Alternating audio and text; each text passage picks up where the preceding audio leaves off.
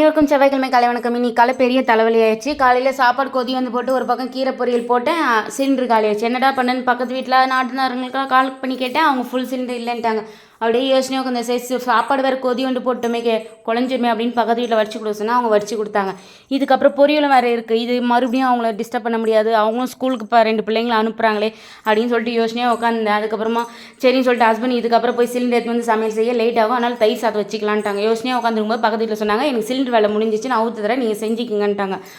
அவங்க மட்டும் சிலிண்டர் தரலன்னு வச்சுக்கோங்க, இன்றைக்கி தயிர் சாதம் தான். அவங்களுக்கு கோடான கோடி நன்றி.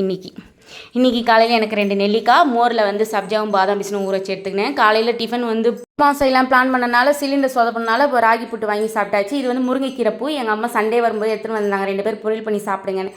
காலையில் டிஃபனோட பொரியல் பண்ணி வச்சு அதையும் சேர்த்து சாப்பிட்டோம். மதியானத்துக்கு வந்து சாப்பாடு முளைக்கீரை பொரியல் தேங்காய் திருவி போட்டு பண்ணியிருக்கேன்.